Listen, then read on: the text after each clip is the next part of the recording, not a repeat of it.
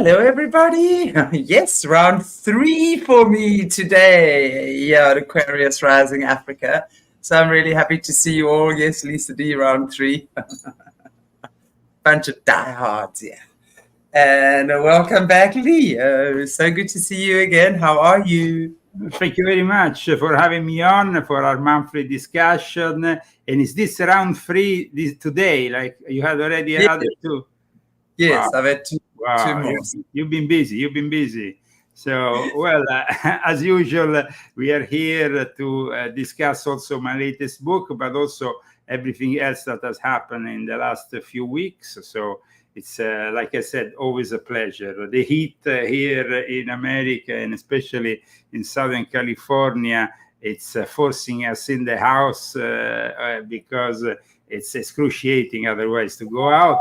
So we dedicate most of our time to either write or read indoors. I mean, it's insane. We were just actually chatting off air, and you were saying that your temperatures where you are sitting between 45 and 50 degrees Celsius. I mean, that is insane. I grew up in semi-desert conditions as well, so where the temperatures were completely extreme. I mean, those are the temperatures we had in summer, in the boiling, zoiling, hot desert. Or gosh, the second time today I've done that, dropped stuff off the side of my table. So what can I say? But anyway, the important thing is to be healthy. The important thing is to stay hydrated and to, of course, not spend too much time in the heat. Neither for me, neither for my little dog, which also likes to go out, but I tend to bring him less during the summer, if not in the evening or in the early morning, because I mean it's really dangerous for both humans and dogs, I guess, with this kind of heat. Only the lions in South Africa, or maybe some wild animals, can bear this kind of heat. Yeah, they just lie there lazy under the tree that has one twig of shade, but they will lie there and get that twig of shade. Well, we try to do that with the cars usually when we go here in the parking spots in front of the supermarkets, but usually they're always occupied by people who even sleep in their cars at times. Unfortunately, this is something that happens more and more here in California due to the homeless crisis, as you know. But I mean, in the shadow, it's the only place you can survive for more than a few minutes in your car with certain temperatures. That's for sure. It's crazy.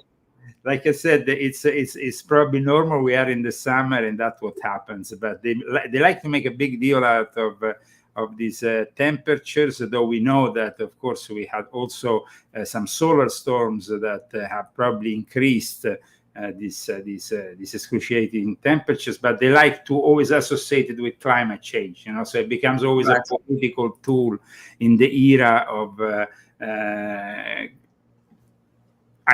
political use of certain things. It's obvious, but we are definitely viewing some changes that are due probably more to, like I said, the solar storms than anything else. Wow. I'm looking at Supplanter, the era of global boiling. The era of global boiling. And yesterday we had, as you know, here in America, everybody was watching this match, this debate between Donald J. Trump and a very frail Joe Biden. He was so frail that at the end of the debate, even CNN started to wonder if it wasn't about time to change the candidate running for the presidential race. And there was some really harsh criticism from Democrats, even on other channels and platforms. This is quite unheard of. I mean, we've been saying it for years that Joe Biden wasn't and is not in shape to run for another mandate, maybe even finish this one, because after what we saw last night, I mean, he was keeping on making faces at the beginning, freezing, and so it was so embarrassing that I think that nobody in their sane mind could justify what they saw. That's why now it starts an inner fight within the Democratic Party, also trying to possibly convince Joe Biden to give up on this presidential race altogether when they're going to have Democratic Convention. So this is, of course, what everybody's talking about in America today. It's been 90 minutes in which we have really seen a Rottweiler Trump and a very frail Joe Biden. And also, Joe Biden will continuously lose the chain of thought. I mean, he might have so much. Why do you think the Democrats are even allowing that? Because it's been obvious to the world. I mean, Joe Biden, I mean, the only other president that was at the butt of more people's jokes than Joe Biden was President Zuma of South Africa, the ex-President Zuma. You know, he's the butt of everyone's jokes. Now, I mean, if he is a frail old sick man, that is not his doing. That's life. Why are the Democrats? I mean, we know, yes, that the presidents are all there as puppets and they've all got puppet masters in the background.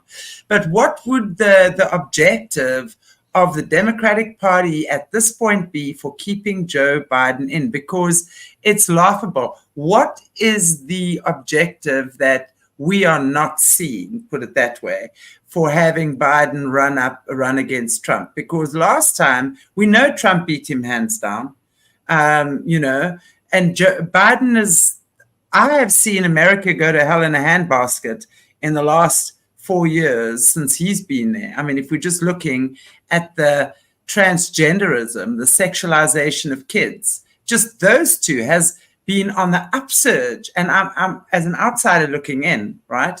So on an upsurge in a massive, massive, massive way.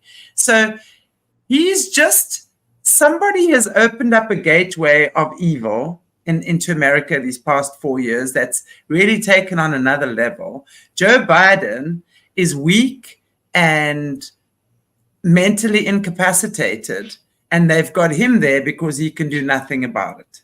I mean, what are they doing? That's, I guess, the point I'm making.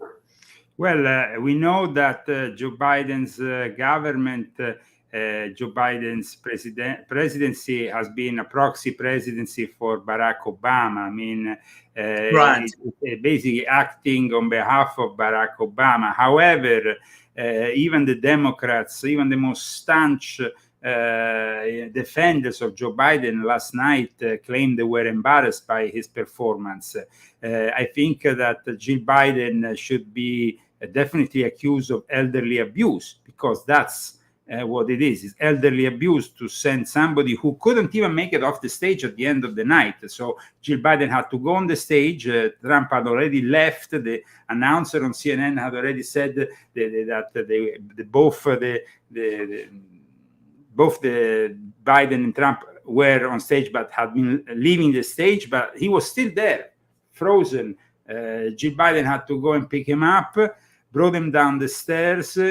You could really see he was a really frail old man in that moment when he left the stage. And that was just the end of a very bad night for Biden that started really with this strange faces that he was making, really weird. He was freezing like this, you know, and it kind of, for some people... not working so nicely. Yeah, well, for some people, it was definitely an alarm call to get somebody else as quick as possible. We know that last night there wasn't really a crowd allowed in for this debate. Everything was done according to what Joe Biden's really team had decided, and it backfired. It backfired. Even they muted the fact. Okay, there wasn't any people allowed. Any public allowed, let's say. There were some people allowed, but they were, of course, the collaborators of either one or the other. And amongst them, there was, of course, Jill Biden, and there was also other people for Donald J. Trump. His potential VPs were all there lining up for interviews at the end of the night. But for the first time, also, we saw Kamala Harris intervening on CNN, on MSNBC and other channels. And this has never really happened before. Even Jen Psaki, the former spokesperson for Biden, said this was kind of unusual. Kamala is basically even less loved than Joe Biden. We all know that, so it's not the best choice for a vice president who almost certainly will have to move in once Joe Biden is completely, completely out of the picture. At the moment, we still have him walking, but at one point he might not even be able to do that. So that will be the moment in which he will have to retire. And then that will mean automatically having somebody who, of course, is another proxy, maybe the main proxy for Obama, which is Kamala Harris, who is not only not loved by the Americans, but everybody makes jokes about her, even worse than Joe Biden. I mean, she's not old and senile. She's young and idiot. She's a complete moron. She doesn't know how to even speak properly without laughing, without making a joke, even of the most serious subjects. And she was in charge of the border. She did nothing for the border. She was supposed to stop the possible war in Ukraine the week before it started, and instead it unleashed hell.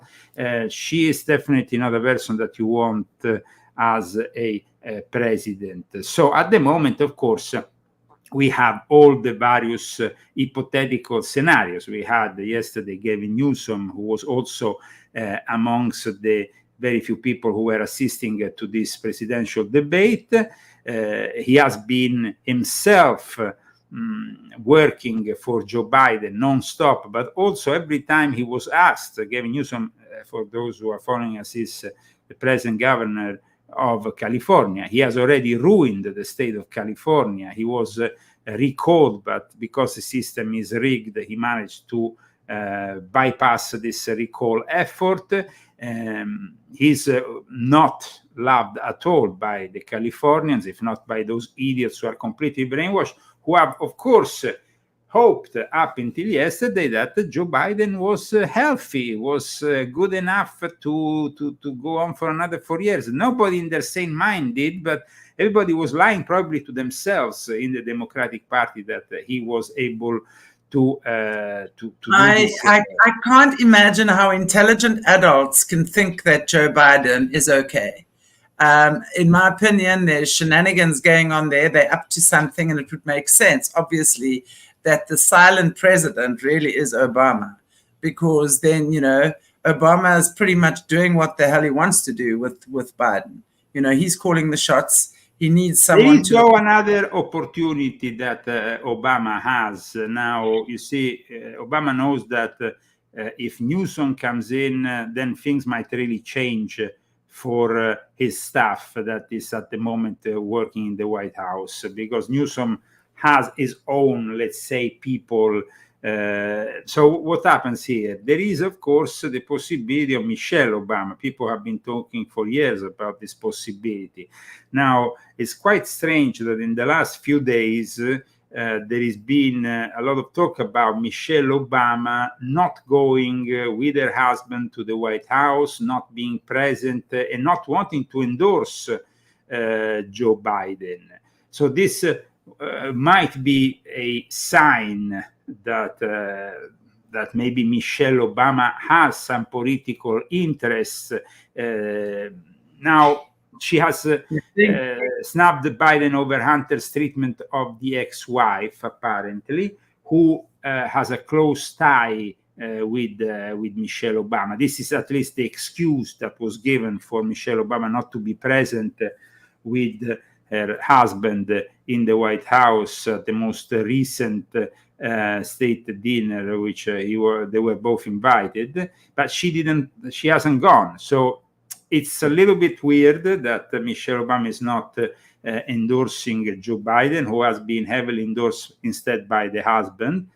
But it also is a possibility that Michelle might move in and might create a backup for Obama's control of the White House, because it's all about, of course, Barack Obama having had 2 mandates, not being able to to run for free mandates, having some surrogate, some proxy that can conduce his own. And it's not only Obama, is Obama with Alexander Soros, George Soros' son, who is together with Obama in this whole planning of how to control the White House. However, like I said, after last night, the Democrats are in an absolute state of panic. This was admitted even by MSNBC. Now MSNBC is the more far left, and you have Microsoft and NBC together in a monstrosity, a channel that is a complete political hack and tool for the extreme left. And then we had also Andrew Yang, who was candidate for the presidential race for the Democrat Party, who called to switch out Biden for a new candidate in response to the poor debate performance of yesterday. And even leftist Cenk Uygur, who is the guy from the Young Turks, I really dislike this guy, but he admitted actually himself, even before the debate, that it was ridiculous to have somebody so feeble and so inadequate for running for another 4 years. So we are here in front of a situation in which is obvious to everybody, Americans and non-Americans, and that means also our enemies. So these enemies are definitely enjoying having such a weak president like Joe Biden. But Joe Biden continues in the long tradition of presidents, both from the Democratic Party and the Republican Party, because the Republican Party, up until Donald J. Trump, was in the hands of neocons that had everything in common with these Democrats. They wanted more wars. They wanted to give more money to the military-industrial complex, and these never-ending wars, of course, last night were protagonists when Trump attacked Biden and said, you know, you left basically billions of dollars of weapons in Afghanistan. You left Afghanistan in a way that was completely shameful, and I don't think you have the support of any of the armed forces. And this was, of course, what Trump said about that. And then, of course, there was the subject of the World War III subject, that it's also a very important subject at the moment. Everybody is discussing it because of both what is happening in Ukraine as well as what is happening in the Middle East. Because in the last month or so, we saw Israel now opening a new conflict with Hezbollah. Now, this is very important because it goes also with what I've written in this book, volume 10. We have discussed where this whole tradition of jihadists and fundamentalists who are surrounding basically Israel is born of. And it's actually quite paradoxical that it's born of, it's like we said, the British created their own enemies and friends, and they kind of acted almost as gods wherever they went. And South Africa was part of their great empire of lies and manipulation. And Freemasonry, of course, is an important part, even in South Africa, as you know, and in the history of South Africa. And Freemasonry was connected also to the creation of this fundamentalist wrong branch of Islam, which is known as Salafi jihadism. And of course, we had this conflict that started on October 7th. And of course, Trump yesterday renewed, he said once again that with him in the White House, Hamas will never have acted that way. Now, we don't know for sure if that's because, of course, that's Israel and that's Hamas, and their conflict is something beyond the American influence at times. But we have to remember that Hamas acts almost like ISIS on behalf of NATO and the military-industrial complex interest, and it was Obama who almost single-handedly created ISIS. That's why Trump called him the father of ISIS. And Hamas is a creation similar to ISIS, that always springs from the same tree, from the same roots, which is the Muslim Brotherhood. So these roots, they go back almost 100 years. The Muslim Brotherhood was created by the British intelligence, sponsored by Great Britain, thanks to the money coming from the Suez Canal.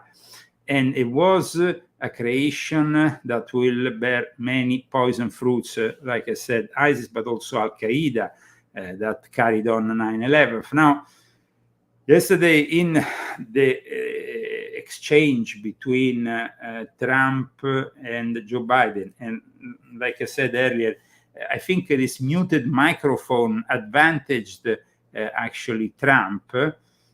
First of all, because it actually made Trump a little bit more disciplined and controlled.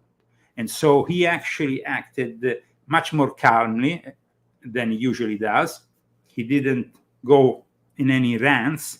So he actually gave the impression of a person who is much more in control, while instead Joe Biden, who was himself muted a couple of times, because a couple of times both of them were muted by the CNN, because the rules were for both of them. They couldn't go beyond a certain number of seconds, and then they would be muted.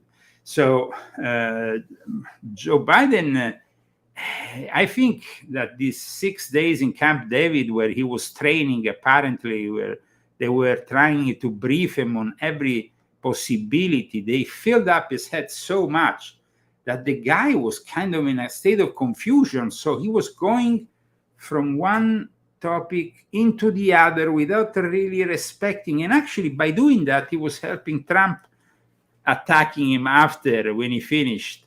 He would be like savagely attacked on every point, because Trump was kind of fact-checking the Biden in real time, something that Biden didn't do instead for Trump. And this is really a big problem for the Democratic Party at the moment, and also for all the advisors and for all the people in the media that follow and talk about the Democratic Party. I mean, yesterday, Chuck Todd, who is a senior political analyst at NBC, also went on MSNBC.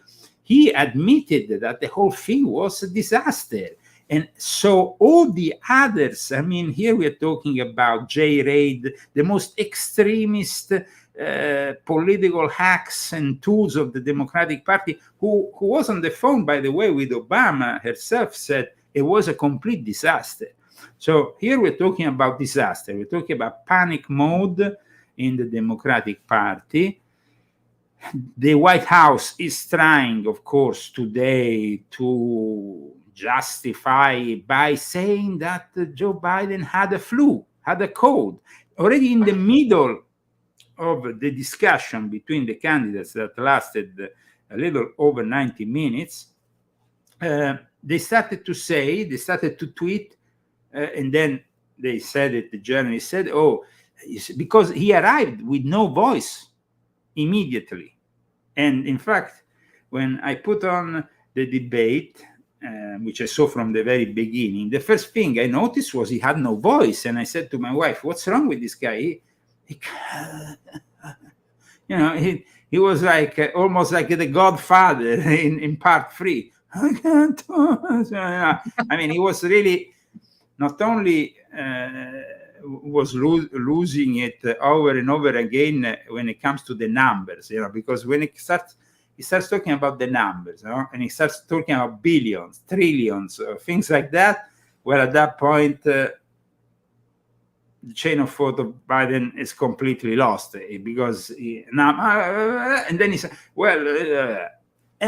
but at one point, Trump said, I don't think he even himself knows what he said, because you see, he has memorized all these things during his retreat in Camp David, but it doesn't mean that he has understood what he's saying. Right. And also between when, for example, Trump was talking, and you could see from his face that he was like literally making faces, And at one point, Trump himself, you can really see he's visibly embarrassed about how Biden was performing, because he was definitely underperforming. Even if we see a Biden of 2 years ago, it was a different Biden. If we see Biden of 4 years ago, when he actually was, even Trump judged him as a worthy,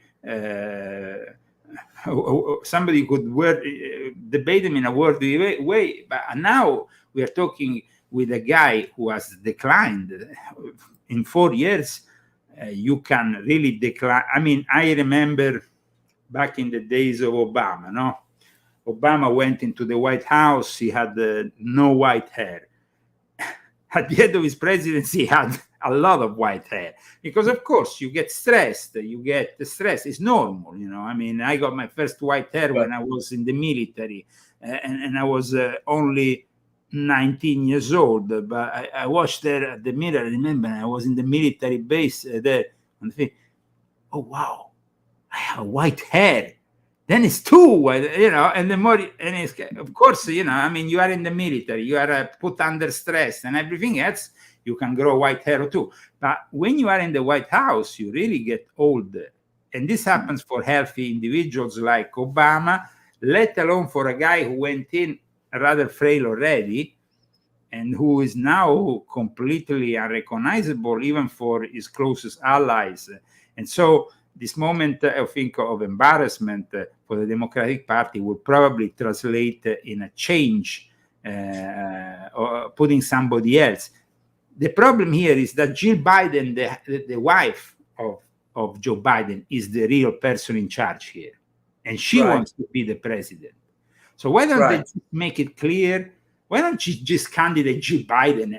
And that's it, you know? I mean, that would be a little bit more honest, I think, for the Democrats, for the Democrats to have Jill Biden, who, you know, who goes up on the stage at the end and picks him up and brings this frail man in front of the two journalists to interview them. Trump didn't give a damn about even saluting them, because they were CNN, they were communist news network anchors who conducted this debate. I must say, though, that thanks to the rules that the Biden White House themselves issued, it was actually quite favorable to Donald J. Trump. So Trump has to thank them, because they didn't understand that by doing what they did, they actually advantaged Trump. They didn't advantage Biden, who couldn't intervene like he did in 2020, interrupting Trump over and over again.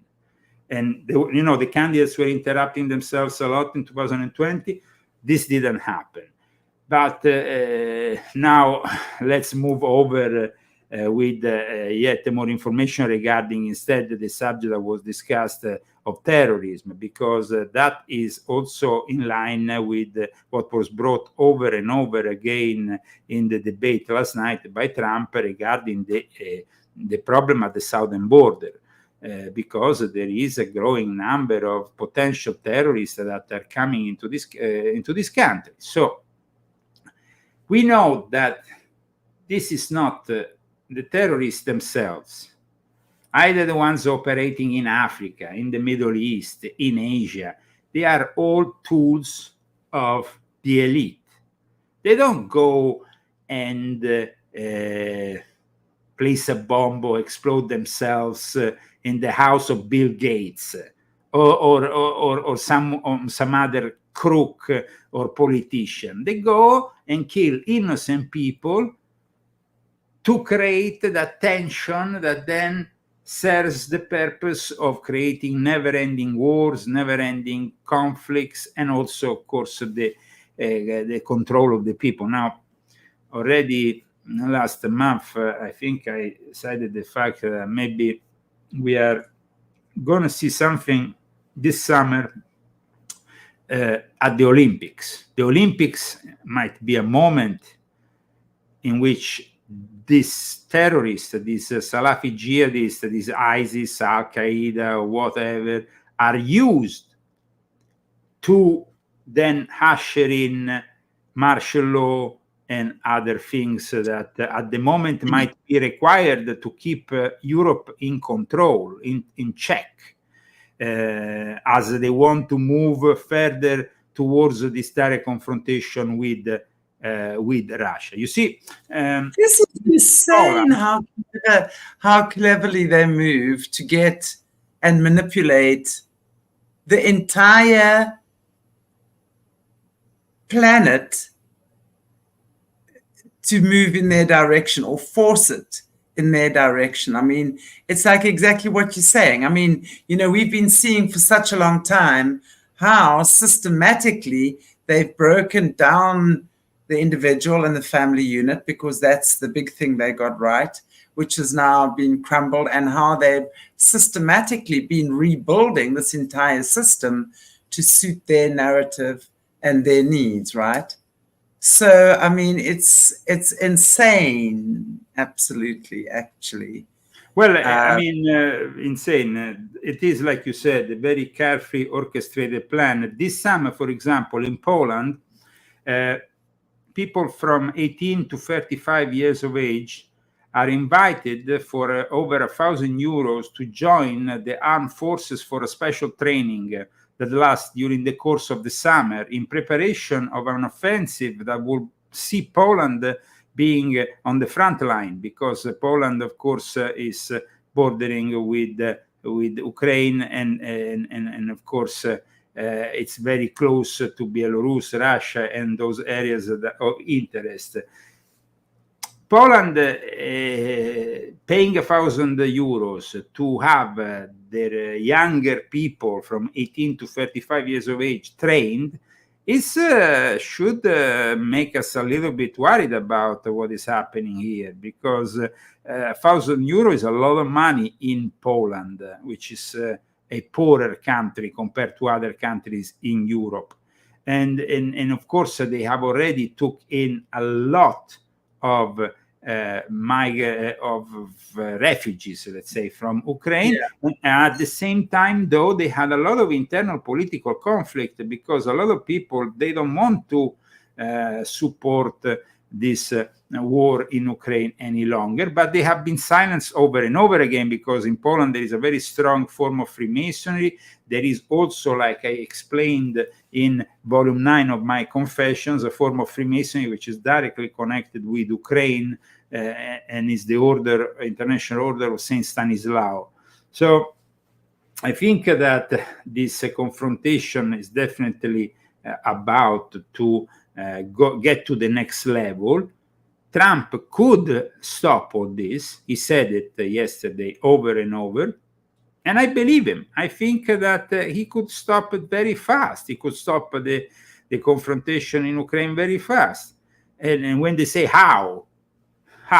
Simply accepting the fact that the Russian majority of Donbass wants to be with Russia, so accepting the fact that Donbass is Russian, as well as Crimea, which has always been Russian, and at that point, keeping the rest, if they want, of Ukraine, that can become part of Europe, if they wish to reconstruct what is left of Ukraine. But that will be eventually the solution, a solution which, by the way, was ventilated also by other people, like the defunct Henry Kissinger, that himself has been always one of the main players, used to be the late Kissinger, one of the main players of the New World Order. So I think that nowadays we are seeing, in regards also to this terrorism, this Islamic terrorism, simply a tool of NATO. We saw, in fact, earlier this year, ISIS attacking in Iran, ISIS attacking in Russia. I mean, this is like simply proxy attacks on behalf of the Western world. Right. These mercenaries, these Islamists are mercenaries. That's why today is very difficult to really defend also the Palestinian cause for anybody in the right mind, because the Palestinian cause has always been connected with terrorism, Islamic fundamentalism, and Islamist.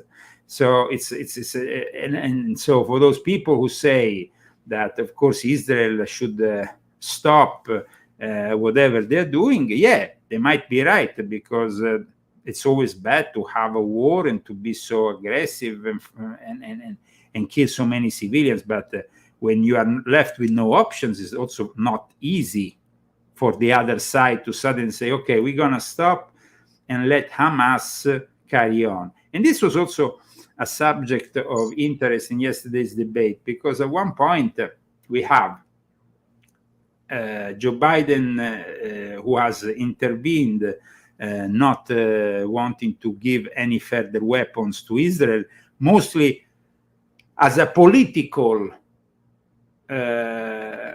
propaganda thing to do to gain the votes that he was losing from the extreme left, who are obviously pro-Hamas. But this extreme left that is pro-Hamas hasn't really won the recent election primary confrontation in New York, which was seeing also the support of Alexandria Ocasio-Cortez, that crazy Bernie Sanders, and they were all pushing for this Jamal Bowen, or whatever his name is, and he lost, meaning that there is not so many left-wingers, fundamentalists, one thing that I think Trump should have said yesterday, he didn't say, I think that was his loss, was to criticize when Biden started this whole thing about Charleston and this whole thing about these Nazis that were involved in this whole confrontation that happened many years ago. He repeated this whole scenario, like, oh, these people were followers of, they were coming out of the woods with Nazi signs and all this. Now, the only ones who are actually pushing Nazism at the moment are not in Charlottesville, Virginia, but it seems to be in every city in America where the Democrats, even in the universities, are having a very much an anti-Semitic attitude in their campuses. So what happened yesterday with the Biden describing Charlottesville, these Nazis coming out of the woods like it was some kind of scene from a movie, I don't think that it was credible in any way, shape, or form. And the Charlottesville response was from Trump. Trump said at the time, I don't know if you remember this whole episode of Charlottesville, what happened there. It was, of course, a very chaotic moment. But what was said yesterday about this nationalist rally in Charlottesville was a little bit too far-fetched, like it was some kind of Nazi parade. Here, the real Nazis at the moment seem to be in the university and seem to be all the leftists and all the people who support Hamas openly and support Joe Biden, or support at least the Democrats, used to support Joe Biden, because now the leftists have some problems even in supporting Biden, because Biden hasn't condemned totally Israel. And yesterday night, in fact, this ambiguity also of Biden wanting to condemn or not condemn Israel came out at one point when he said, oh, we have to eliminate Hamas. Yeah, we have to eliminate Hamas. But then you have the people in your own party who are around with Hamas flags and protest in the streets. So there is no coherence in this in this whole thing. There might have been white nationalism, of course, in Charlottesville. That's it's possible. But having said that, they didn't do anything more than what happened instead in other cities. And this was something that Trump brought up last night. What we saw in Seattle, Portland. I mean, we saw entire cities taken over by the left and transformed with whole areas in which at one point Trump had to threaten to bring in the National Guard because they had taken over the whole center of Seattle and transformed it in some kind of, I don't know what. I mean, some kind of commune, some kind of place, encampment for all these anarchists and crazy leftists. So it seems a little bit important here to also underline the fact that there is not very much coherence in this left-wing approach. In my book, I explain, there's a whole chapter in which I explain the dangers of Islam for the Western world and how the leftists are instead promoting something that goes against their own interest, because they talk about, when the LGBTQ has their own flags next to Hamas flag or Palestine, these people will not get to celebrate for a month. They get to celebrate for an entire month. Pride Month. It's not a question of celebrate. It's a question that Hamas or the people in the Middle East, they will kill them. They actually said they will kill them. So I don't know. What's wrong in their understanding of things? But Islam will kill you if you act that way. If you are homosexual, they will throw you off the roof of a building. So you have to be a little bit realistic. You can't support what is not. So that's why Trump supports, of course, Israel. I'm not saying that Israel is right in everything they're doing. We discussed over and over again why Israel has also a corrupt element within, and I discuss it also in my latest book. So to make people understand that this book doesn't really take sides, it simply exposes all the sides involved, either Christians or Jews or Muslims.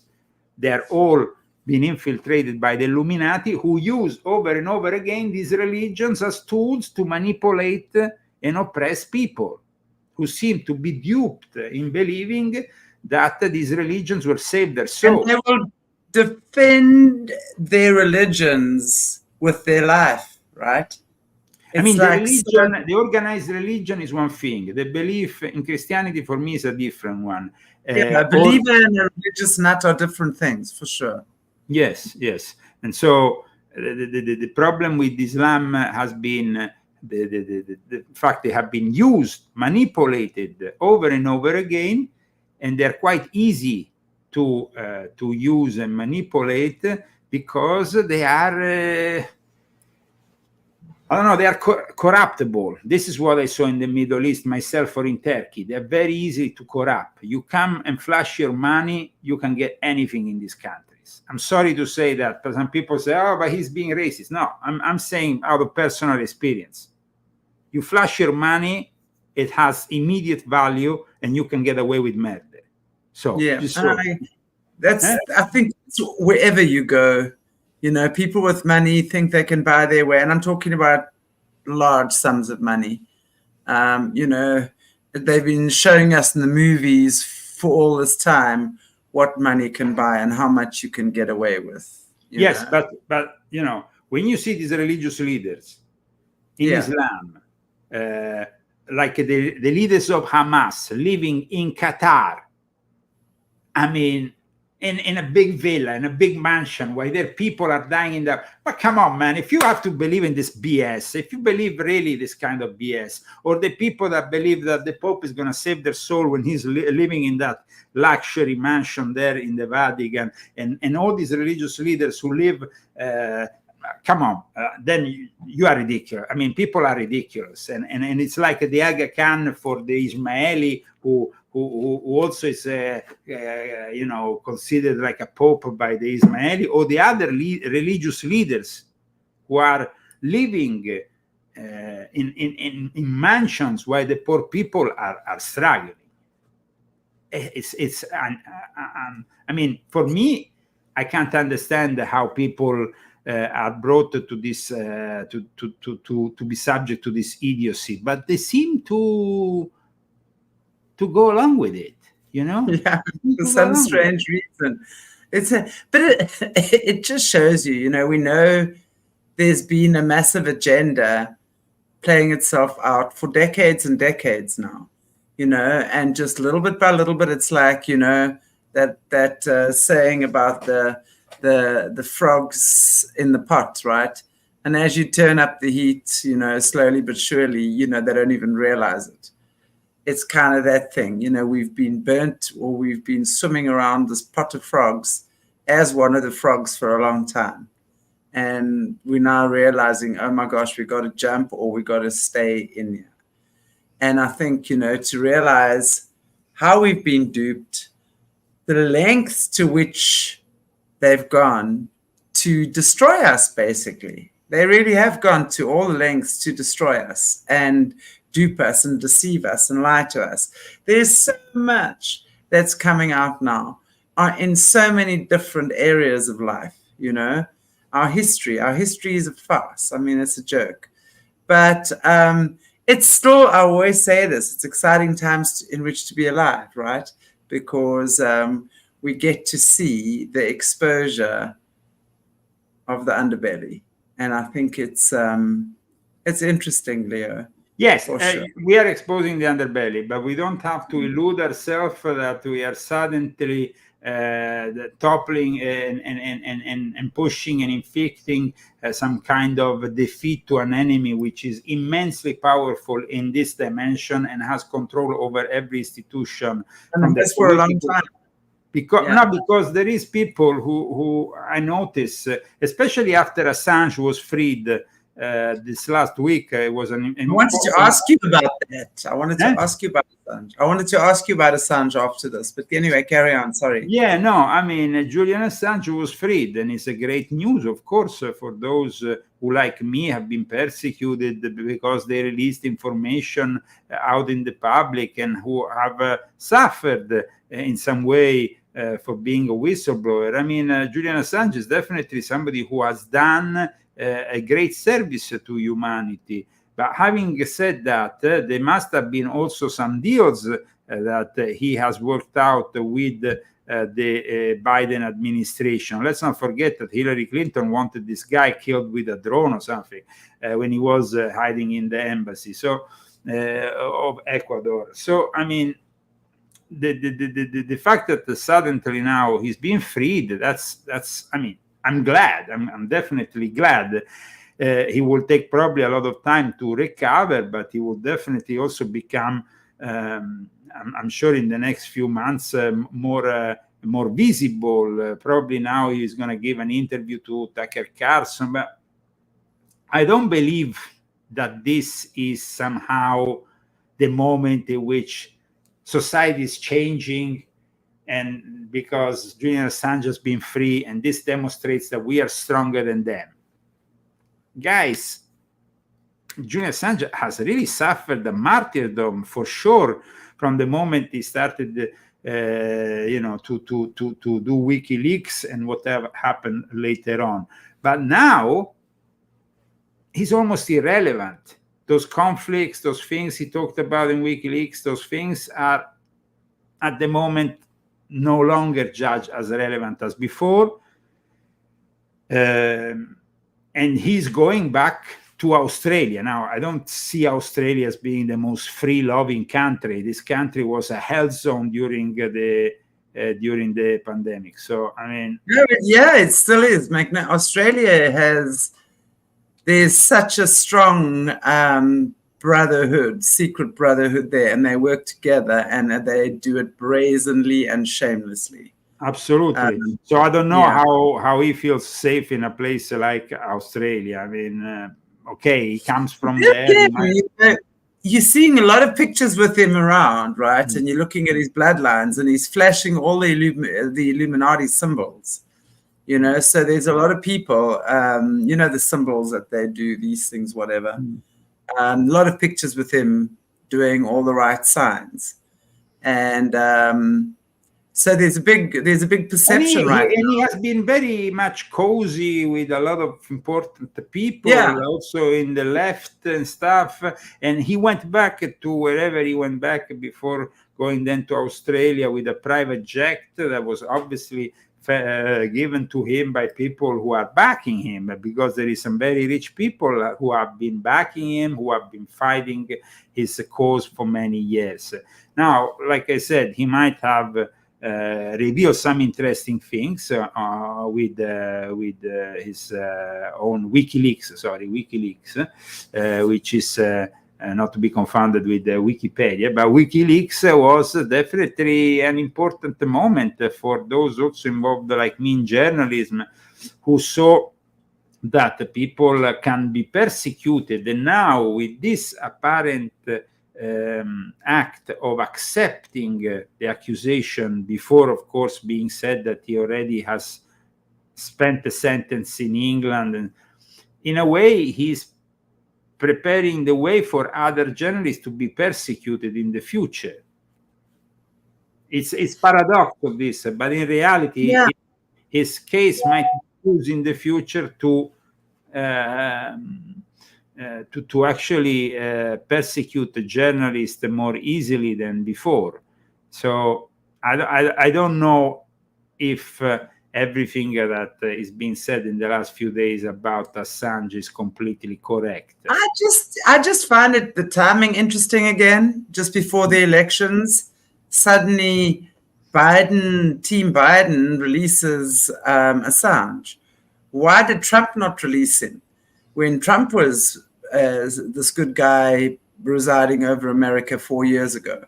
Why did Trump not release him then? You know, if Trump is talking about cleaning the swamp, well, hello, there would be a prime person who could help him clean the swamp, right? But yet you leave him in jail. And now just before the elections, with Biden or whoever it is, this thing is so, I'm sorry, you know, I can't, there's just no ways that this is not some specially orchestrated chess game with some very clever 5D chess players who are on the board, right? So for me, I mean, it's one big game. They use one thing to divert you from another, and before you know it, some disgusting law has been passed while we've been diverted with this, that, and the next 10 things, you know. Right now, it's well, I think that definitely the Biden administration has freed him, has given this possibility for him to go back to Australia and free them from any further persecution, because if Trump did the same thing in a few months, he will get all the applause of a lot of people, and people will say, wow, Trump has done a great thing. Instead, like you said, he didn't do it when he was actually in. And I wondered myself, you know, when I was president of Italian for Trump, I remember having a discussion with another senior politician who was involved in the European Union and stuff, who was involved with me in this organization, Italians for Trump.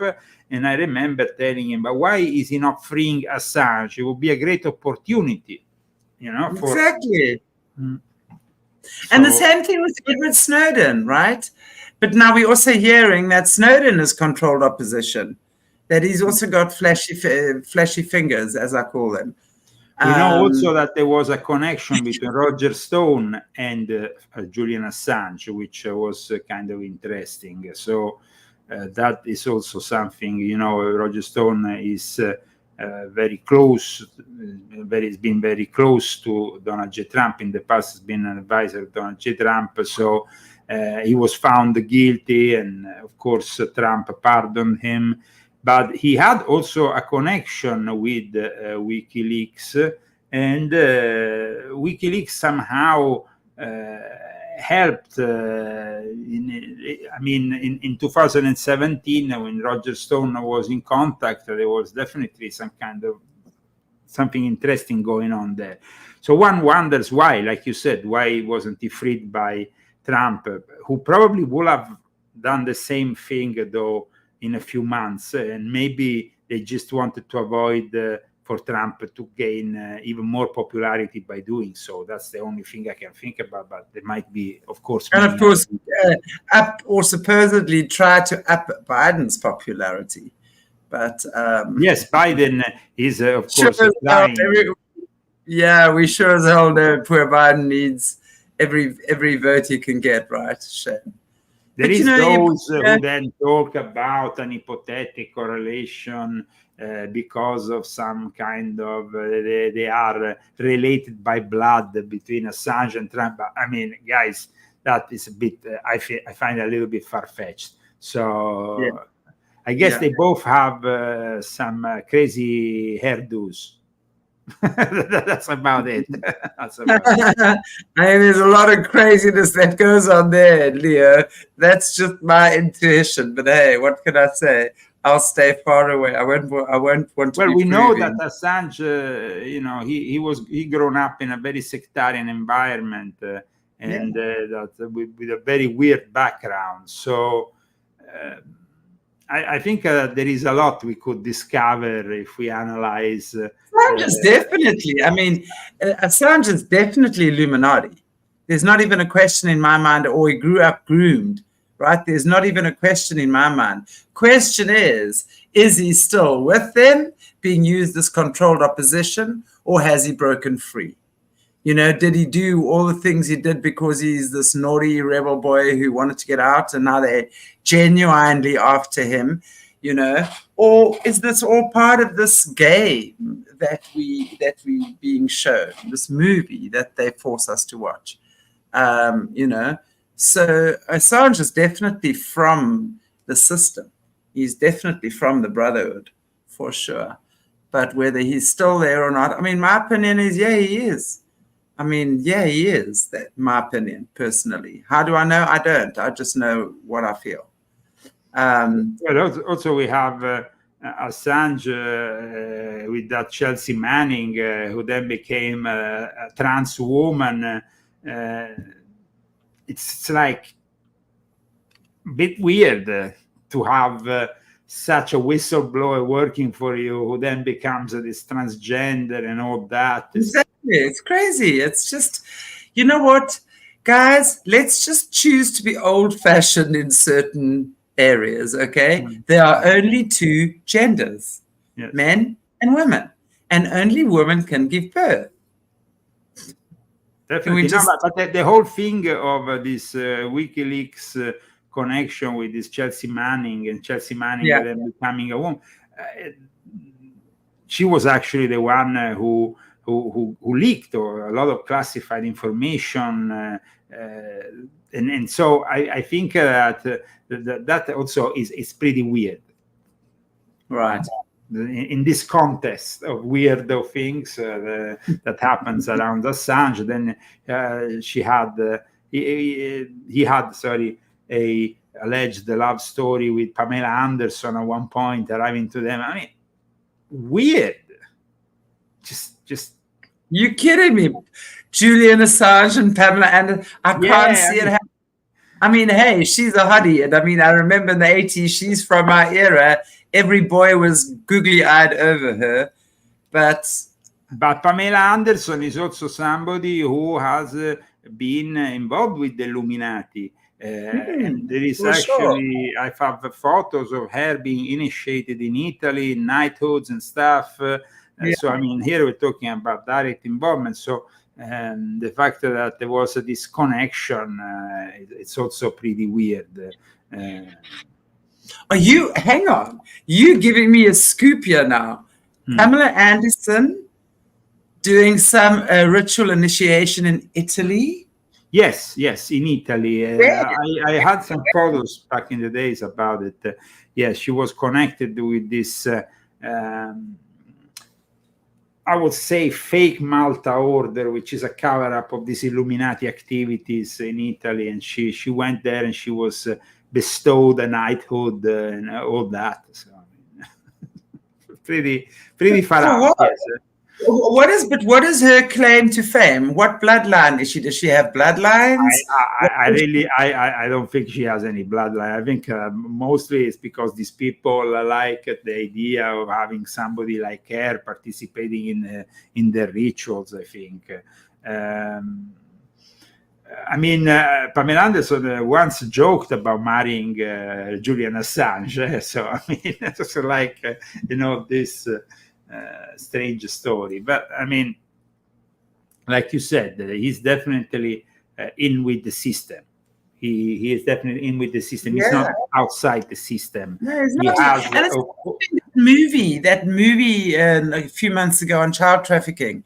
Caviezel, Jim Caviezel, and Mel Gibson, all of that. I mean, Mel Gibson is supposed to be this big whistleblower as well, but he's deep in the system. And what was the guy, Caviezel, Jim Caviezel? Who did he play? Timothy Ballard. I mean, and now when you're looking, I mean, he was so very linked to the Mormon Church. And when we look at the Mormon Church, that is one of the pillars of the Illuminati, we know that there's nothing good coming from there, especially when you're playing, you know, when these high-level players. So, you know, they're pushing these movies and these people in our faces and these good deeds that they're doing, right? But imagine also who introduced Pamela Anderson to Julian Assange. Who you think introduced them? I mean, Vivian Westwood. I mean, Vivian Westwood introduced Pamela Anderson to Julian Assange. So, I mean, we're talking about, maybe people need to study the history of fashion designer Vivian Westwood, which is in bed with all the biggest celebrities in the world and connected to all the celebrities, but also with the elite, you know, I mean, Swinging London, the 60s, the LSD, the whole show, the occult, Aleister Crowley, that was back in fashion, and all these people. But this is something that people need to know. So I don't think, I mean, maybe today we are opening the eyes of a lot of people, also Julian Assange, because, I mean, why Julian Assange knew even Vivian Westwood? Exactly. They're the hierarchy kids. These are the hierarchy kids. I mean, Assange, okay, and I can't remember, but I did read from one of the bloodlines he's from, and I can't remember offhand now. But I'm more surprised that Pamela is knighted. You know, I mean, it's one thing, you know, you get a lot of these actors and all the actresses, people like Demi Moore, people like Michelle Pfeiffer, people who were well-known high-class hookers in the industry, right? So I wouldn't be surprised if Pamela was one of the high-class hookers in the industry. I'm not saying she was. I'm just saying it wouldn't surprise me. But then why is she getting knighted? Because she must be belonging to quite an important bloodline, then, or she must have reached a certain stage in her climbing the secret ladder, you know? Yes, yes. So for me, that's interesting. I'd like to know more about that, actually. Is there any way you would know more about that? Well, you can know more about that. I'd be very interested to know more about that. I used to have even the photos of her initiation back in the days. I need to make some research in my archives and see if I can find them. If I find anything, I'll let you know. But I mean, it was something I saw with my own eyes, and I can confirm. So and those are people also which I knew in Italy, because you know the Italian Illuminati scene is pretty. I mean, everybody knows each other.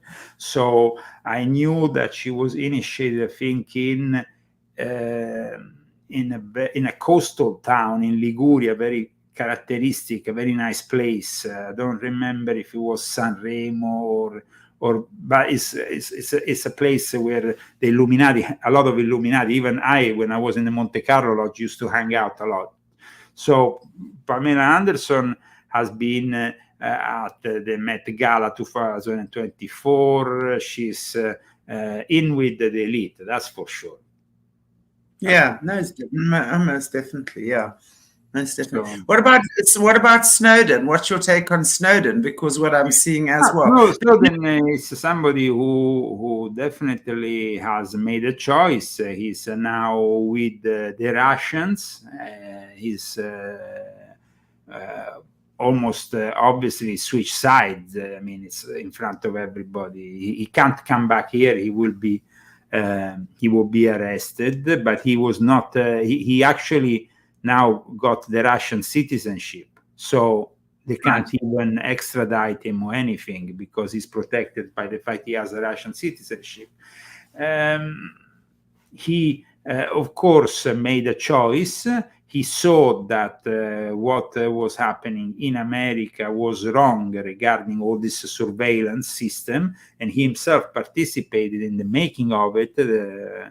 So I don't know if it was genuine, his initial wanting to rebel and bring out this thing, or if it was simply driven by the fact that he might have become a Russian spy earlier on. But I sincerely don't know that. I know that he definitely disclosed things that I already warned people about. I remember just a year before he came out with his revelations, I actually had been on Italian TV talking about how they were using Facebook and how they were in the Arab Springs, and how they were using social media, the NSA, and to control everybody.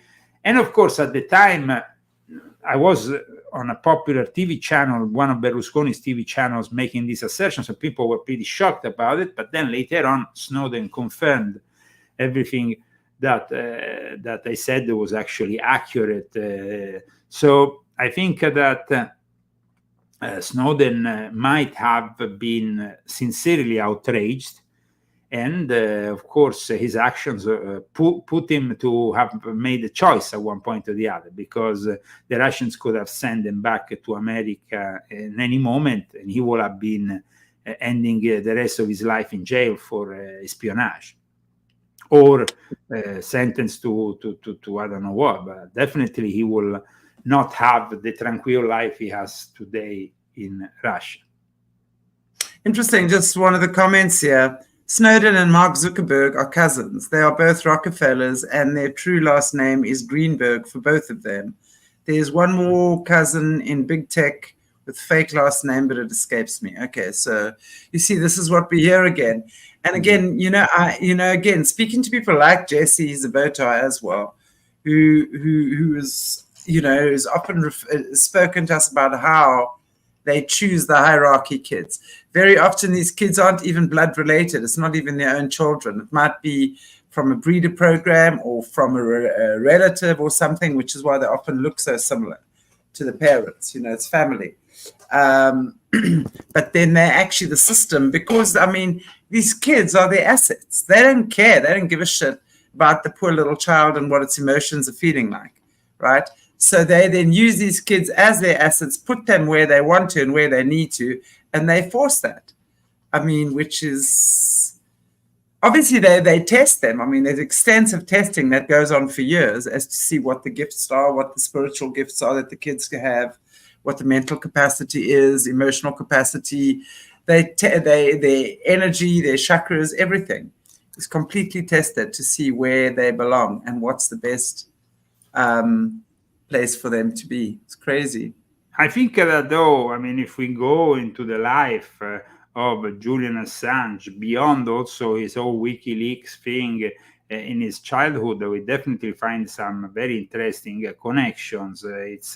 He was brought up in a cult scenario, and so a cult scenario that a lot of people have considered probably an outlet for MK Ultra, or for that kind of mind control experimentation. So definitely in the case of Julian Assange, there is some evidence that he was brought up since childhood in Townsville, a city on the northeast coast of Queensland in Australia, and his mother was this artist, and the father was a typical anti-war activist of the early 70s, a little bit hippish. But after he was born, the parents split up, and then he was brought up with possibly what was a cult kind of scenario. And so we should maybe understand more about this cult kind of scenario where he was brought up, because I'm sure that we can find some interesting connections there. Yeah, wow. Very interesting. Very interesting. And, I just want to say to everyone out there before we kind of come to our closing that stuff like this, we have to be so vigilant about. I think those of us who've been on these channels for the past 4 years, especially, we know what these guys are capable of. We know the lies and the deceptions and how they're going to try and lie to us, It's well, they will definitely present figures as kind of genuine warriors for truth, social justice, and all kinds of BS. But in reality, then they are always used as tools. We saw that over and over again how they use these figures as tools for then being able to carry on basically a manipulation of the masses who don't seem to be aware of things beyond the superficial presentation they might get from the media, who tells them this is this, that is that, and they go along with what is presented to them and take it as the truth. The truth is instead discussed often by us in our monthly chats that we have, because it's maybe a truth that it's not they're not willing to discuss. Now, when it comes to my books, as you know, I have discussed many subjects that people don't discuss. And in my latest book, I even brought up the subject, for example, of Islamic Freemasonry that nobody really wants to discuss. Like, the Muslim world doesn't want to discuss it because they see it as something, oh, no, well, we like to blame the West, the Western Freemasons, the Western Crusaders, or Israel, and in the typical narrative that we see also in the alternative media these days, they all blame it maybe on some kind of Zionist plot, Jewish conspiracy. And we know that there is part of Zionism which is corrupt. We know that there is part of Judaism which is corrupt, but there is part of Christianity which is corrupt. There's part of Islam that is corrupt. There's a lot of many other, wherever you have organized religions, you have, of course, this kind of problem. And then you have also the victims, like potential victims like Julian Assange, who have been brought up in a cult, a sect, in the 70s, and then they turn out to be the guy he is today. And so we're talking about a new age connection with a group that is this Ian Hamilton Byrne, which is this Australian leader of a doomsday cult that had all the children blonde, like in that movie from the 50s, all with this kind of blondish albino look, just like Julian Assange. You can see pictures of these children from the family while they were baptized in the late 70s, and they all have the same look as Julian Assange. So Julian Assange is the victim of a doomsday cult, but is the victim most of all of a new age group. And we know that the New Age has been created by Freemasonry, by the Theosophical Society, to manipulate people. Yes, absolutely. I wouldn't mind doing an actual show on that with you at some point, Leo. Sure.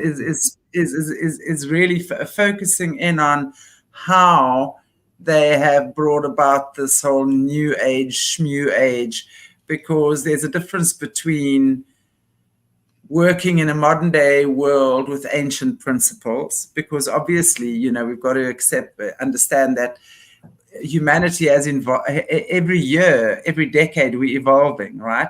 And sometimes it's not always good. Our language evolves, our intelligence evolves, our cultures evolve, etc., etc. So, or this whole toxic positivity, New Age, love and light, blessings, blessings, blessings type thing. Well, also, I mean, in my latest book, I discuss the fact that in this toxic positivity of love and light, then they embrace, of course, certain positive aspects of Sufism, which is a current spiritual current within Islam, leaving out all the negative aspects. They embrace maybe the Rumi, Jalaluddin Rumi's poetry, and they embrace Sufism as something that it's positive, because on the contrary of mainstream Islam, they are into the more spiritual side of things. But is it true that they are really into the spiritual side of things, or even the spiritual side of things often, like I demonstrate in my book, are made to cover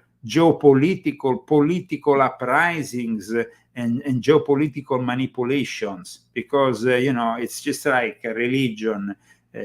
Even these sub-varieties of religion, these sects, these sectarians that operate with maybe a belief system that are restricted to certain people, but still they are made in a way that these people grow up in these beliefs, thinking they have the ultimate truth, that they are defending the ultimate truth, when in reality they themselves are simply used by this system, which in the end is dominated, of course, by interests that are money, that are oil, that are, and we have seen also often what happens with Islam. It has always been the interest here of the West, especially after 9/11, to go into these rich oil countries like Iraq, because if these countries had no oil, do you think they will go there? There would be no interest. I mean, exactly. For example, in Yemen doesn't have any oil, but it has at the moment a strategical, let's say, motivation for Iran and for China to be there in order to control eventually the people who are passing into the Red Sea and being able to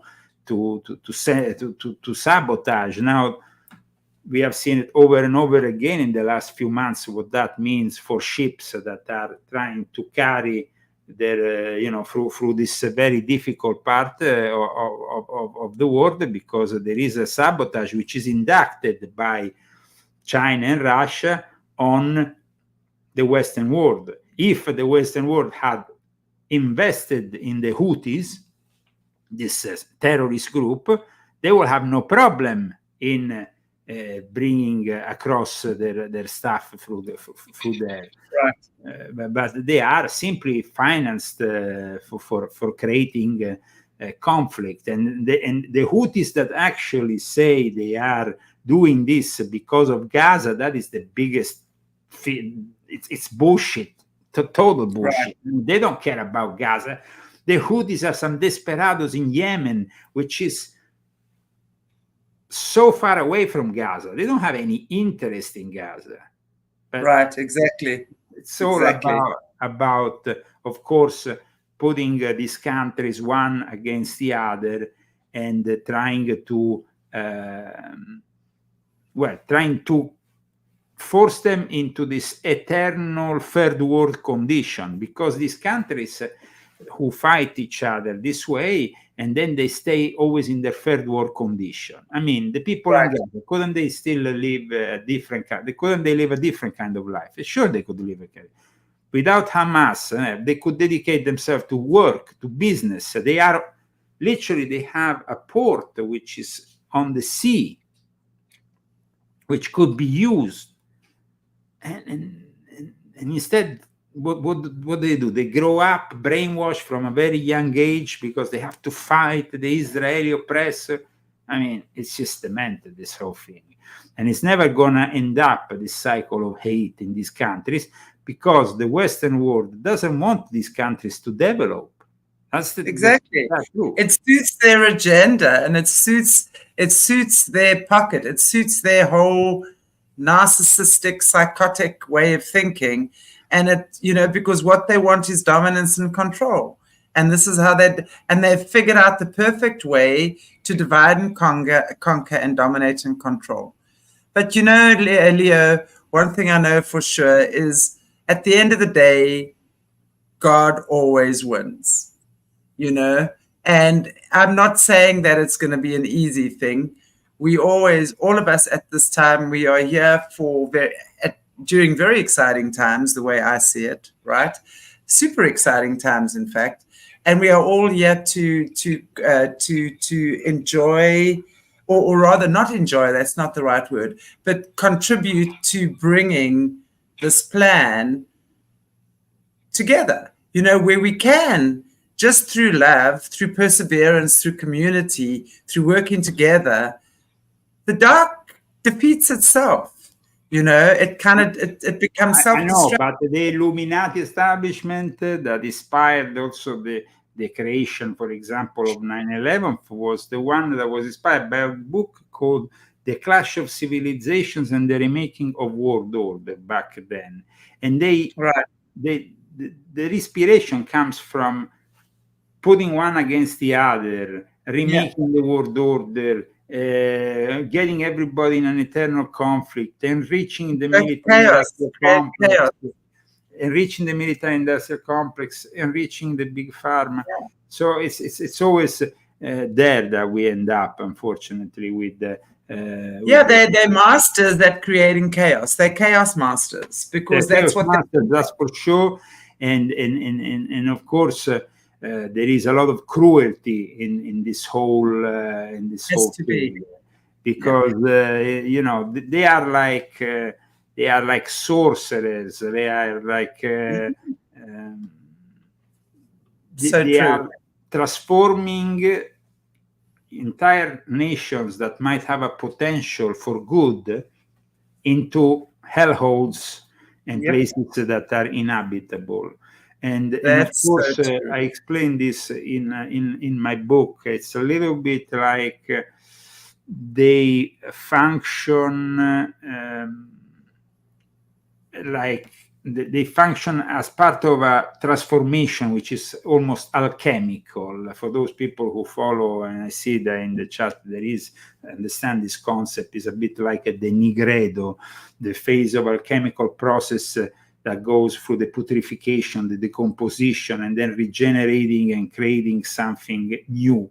I think that the issue of controlling humanity, it's always there through the symbols that they use, that they know, and that's what I try to explain, that these symbols are not only present in the Western world, but also in the Islamic world. These symbols that are used to control humanity, and of course we have the media, which serves the purpose of just simply being mercenaries of this new world order.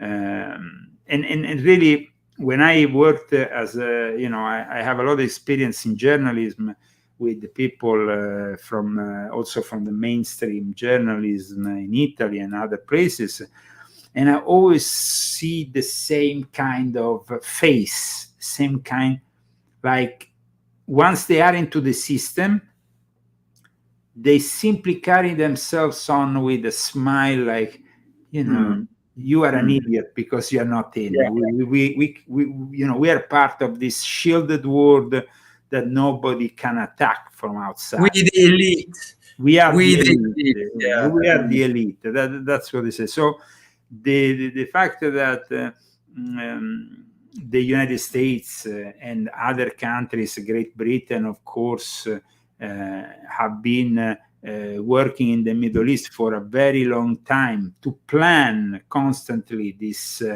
destabilization and create what is happening now. It's not only the fault of the Muslims over there in this the Salafi jihadists, Hamas, it's also our fault.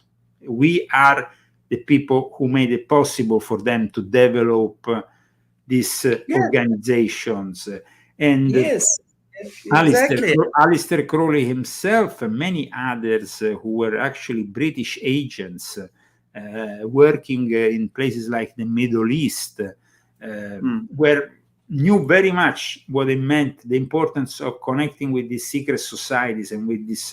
And so it's not only about Freemasonry, it's also about all these other secret societies that connected with Freemasonry to make possible this misery in the Middle East, because it's misery.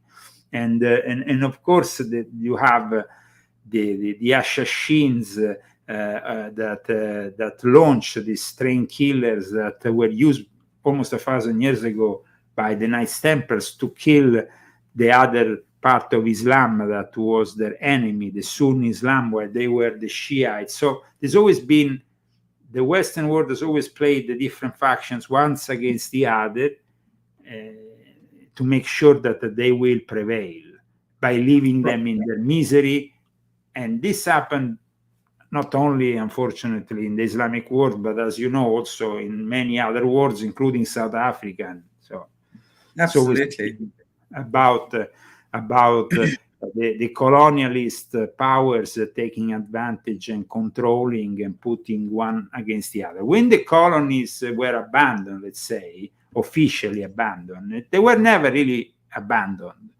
The Commonwealth of Great Britain still continued, as well as the control of British Freemasonry over all their former colonies. Right.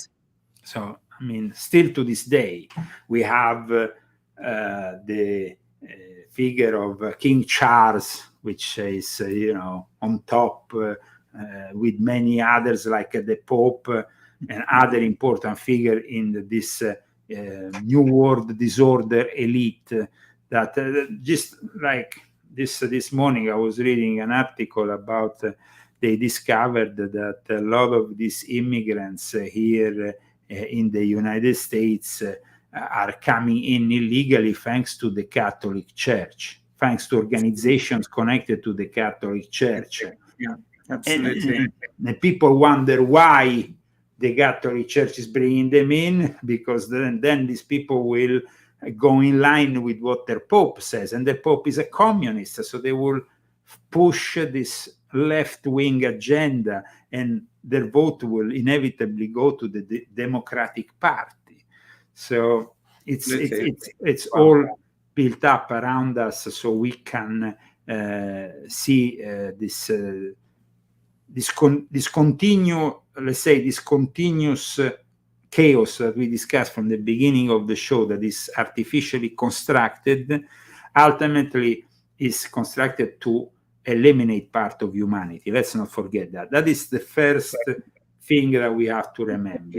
No matter what is their agenda, their ultimate agenda is to eliminate part of humanity, because since now they have the AI and robotics, like I explained in my trilogy of Cyber Satan, volume 6.66, and then volume 7 and volume 9, their interest for 2030 is to eliminate a good chunk of mankind, substituted with robots that are much more easy for them to control. I mean, that's like 5 years away. That's like 5 years away. It's crazy. Yeah, we are getting very close to the moment of no return. And that's why controlling the future of the AI and robotics for every country in the world should be their priority. That is one thing that the candidate who was not present yesterday, Kennedy, said about answering, because of course they interviewed him. No, he was the one who I think should have probably be in Biden's position. He would have had a much better result, but he had to walk out of the Democratic Party to continue being a candidate. Well, Kennedy himself talked about the importance of the AI and the robotics as a subject which doesn't see any expertise at the moment, particular expertise for governments like the Biden administration, also or the other governments of the world, who I don't think they realize what this revolution means for the future of politics, not only the future of humanity. Exactly. Because we might see in 10 years from now most politicians being substituted by AI. And that's exactly. I think it already is, Leo. Already happening. It's already happening. It's already happening. It's crazy. Anyway, wow. Thank you so much for having me on today. Forgive me. Always such fun having you on with us, Leo. You know that everyone on our channel loves you, so it's really great to have you back. And I look forward to seeing you again in a month's time. We're going to be talking about some cool topics. Yes. Yeah. Thank you, everybody. Thank you for giving me also the opportunity to carry on discussing also this book, which I find very relevant and important for the moments we are living today. Just as Do you want to hold up the cover? Do you want to hold up the cover? For those of you who haven't seen, this is Leo's latest book, available on Amazon. Well, yeah, we have seen, for example, only a few days ago, the end of the Hajj, of the pilgrimage, yearly pilgrimage, and they had over 1,300 deaths that were produced by heat.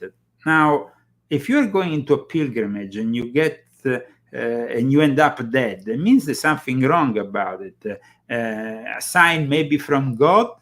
I mean, the fact they go around this Kaaba, this stone that was there for a very long time, probably the remnant of some say an asteroid, some say a piece of a meteorite or something that ended up there, and people go around it. And it kind of reminds me a little bit this of the monolith of 2001 Space Odyssey. That really, I think that could be really the starting place of this human odyssey that has brought us till now.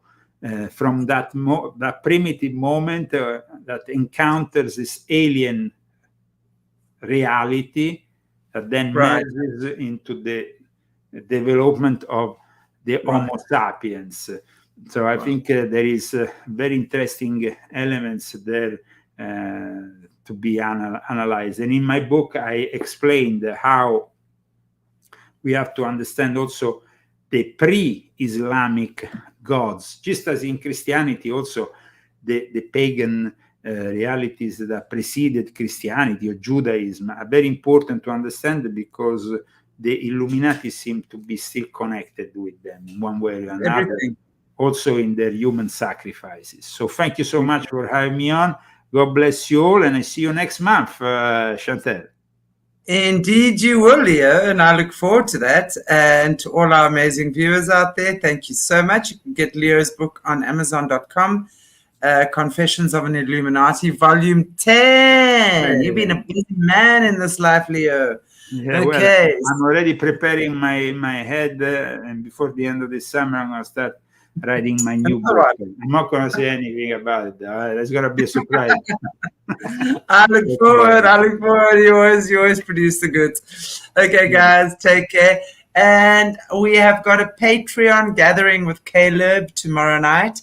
So just watch. I'll either put it out. We're talking spiritual warfare, actually. So those of you on the Patreon, I'll be sending you Patreon.